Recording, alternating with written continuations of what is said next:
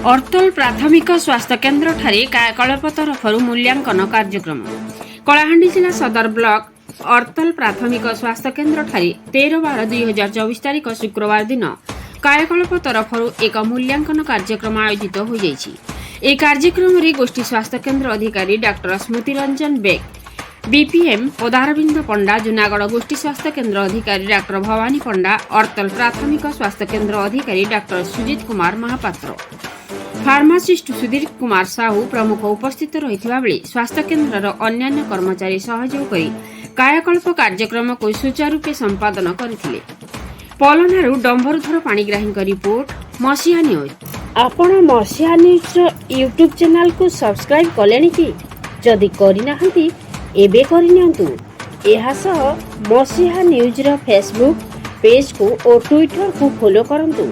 ता सह मसीहा न्यूज रो ऐप आसी गलानी। निज मोबाइल रो प्ले स्टोर रो डाउनलोड करनियंतु।